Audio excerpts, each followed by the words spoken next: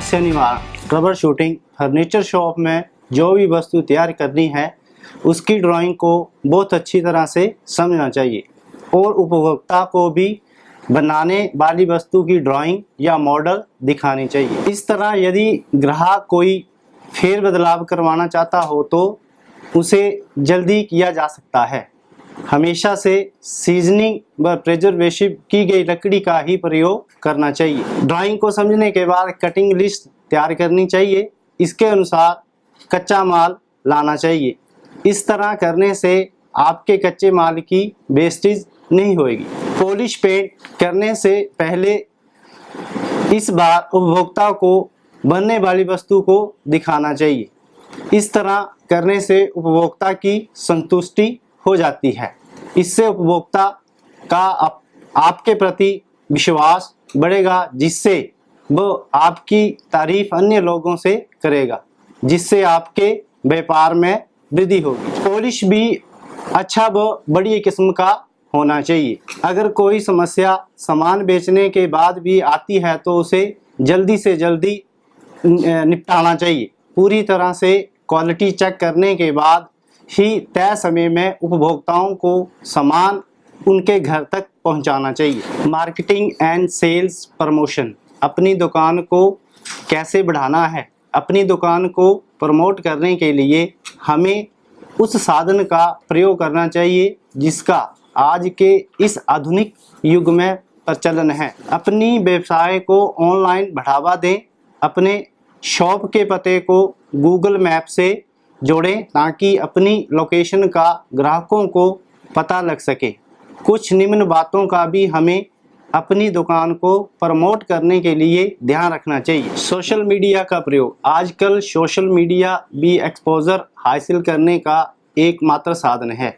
ये अब हर व्यवसाय के लिए आवश्यक बन गया है। एक ब्लॉग शुरू करें। एक ब्लॉग आपकी कंपनी को फॉलोवर के माध्यम से आपका नाम बढ़ाने में मदद करता है, बल्कि आपको उपभोक्ताओं के साथ सीधे जुड़ने का एक तरीका है। नंबर 3, विज्ञापन। व्यापार में सुधार करने के लिए ग्राहकों का मन जीतें। अपने सर्वोत्तम विचारों को उसके सामने प्रकट करें। इससे ग्राहक आपसे जुड़े रहेंगे। अपने रचनात्मक वीडियो को YouTube पर अपलोड करें। नंबर 4, कंपनी की वेबसाइट। अपनी कंपनी की वेबसाइट बनाएं जिसमें आपकी कंपनी से संबंधित सभी प्रकार का डाटा अपलोड करें। नंबर 5, प्रेस के माध्यम से। हर बार जब आप व्यवसाय में कुछ नया करते हैं तो उसकी प्रेस के माध्यम द्वारा प्रचार करें। इससे लोग आपके बारे में चर्चा करेंगे। ये भी आपके कार्य के लिए अच्छा तरीका है। नंबर 6, उपभोक्ताओं के अनुभवों व सुझावों को लेना। फर्नीचर व्यापार में सबसे बड़ी बात यह है कि अपने उपभोक्ता की पहचान करें व उन्हें अपने साथ जोड़ें व अपनी पहुंच उन तक बनाएं।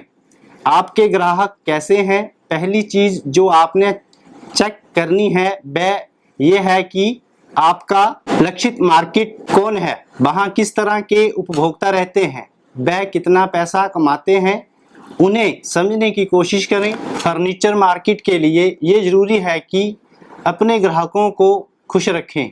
उनसे आपकी बातचीत शीतलता भरी होनी चाहिए। वह हमेशा उनके प्रति आपको ईमानदार रहना होगा, तभी वो आपके लिए वफादार रहेंगे तथा आपकी बिक्री बढ़ेगी। आपके सेल्समैन को ग्राहक से डील करने का प्रशिक्षण होना चाहिए। जब उपभोक्ता आपकी शॉप में आता है तो उसके बैठने की व्यवस्था उचित होनी चाहिए। उपभोक्ता के चाहे पानी का प्रबंध हो वह उसे अच्छी तरह से डील करना चाहिए। अपने द्वारा बनाए गए उत्पाद की विशेषता को डिटेल्स में बताना चाहिए। इन सब बातों से आपके व्यापार में बढ़ोतरी होगी।